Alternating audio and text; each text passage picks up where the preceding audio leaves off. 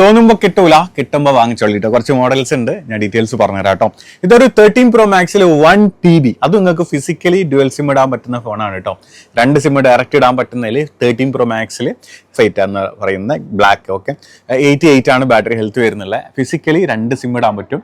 13 Pro Max എന്ന് വെച്ചാൽ ഇപ്പോഴും ഡിമാൻഡുള്ള മോഡലാണ് മീൻസ് ക്യാമറ തന്നെയാണ് ഇതിൻ്റെ സിനിമാറ്റിക് സ്റ്റാർട്ട് വരുന്ന മോഡലും അതേപോലെ നല്ല കളർഫുൾ ക്യാമറ വരുന്ന മോഡലാണ് 13 സീരീസ് ആട്ടോ. ഓക്കെ, പിന്നെ 17 സീരീസ് ഇറങ്ങിയാൽ പോലും ഇതിന് ഒരുപാട് ആരാധകരുള്ള മോഡലാണ് 13 Pro Max കേട്ടോ. അതിൽ Pro Maxൽ 1 TB ആണ്. ഓക്കെ, ഫിസിക്കലി ഡ്യുവൽ സിം ഇടാൻ പറ്റുന്ന ഫോണാണ്. 88 ആണ് ബാറ്ററി ഹെൽത്ത് വരുന്നത്. സാധനം അവൈലബിൾ ആണ് കേട്ടോ. അതേപോലെ തന്നെ ഒരു 90 ബാറ്ററി ഹെൽത്തിൽ 13 Proയിൽ തന്നെ ഗോൾഡ് കളർ, ഇത് 90 ആണ് ബാറ്ററി ഹെൽത്ത് വരുന്നത് കേട്ടോ.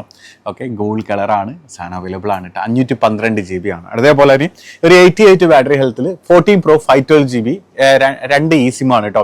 ഇപ്പോൾ 17 സീരീസ് ഇറങ്ങിയിട്ട് ഇപ്പോൾ എല്ലാവരും ഇ സിം തന്നെയാണ് അതിൽ വരുന്നില്ല. അപ്പോൾ 2 നിങ്ങൾക്ക് ഇ സിം ഇടാൻ പറ്റുന്ന 14 Proയിൽ 512 GB ആണ് കേട്ടോ. അപ്പോൾ ഇത് ആരെങ്കിലും നോക്കുന്നുണ്ടെങ്കിൽ ഇതും അവൈലബിൾ ആണ്.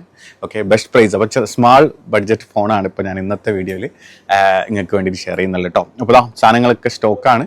വേറെ ഏത് മോഡൽ വേണ്ട വെച്ചാൽ വിളിച്ചു കഴിഞ്ഞാൽ ഇൻഷാല്ലാ നമ്മളെ അടുത്തുള്ള ഡീറ്റെയിൽസും കാര്യങ്ങളൊക്കെ പറഞ്ഞുതരാം കേട്ടോ.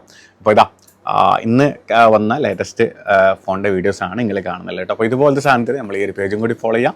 പിന്നെ ഒരുപാട് പേര് ഓഫർ അങ്ങനെ പ്രൈസൊക്കെ കുറഞ്ഞ് വിളിക്കുന്നുണ്ട്. ഓഫറല്ല, നമ്മുടെ അടുത്ത് കുറച്ച് വില കൂടുതലാണ്. കാരണം നല്ല ഫോൺ മാത്രമാണ് നമ്മൾ നോക്കി എടുക്കാറുള്ളൂ, കൊടുക്കാറുള്ളൂ കേട്ടോ. അതുകൊണ്ടാണ് കേട്ടോ.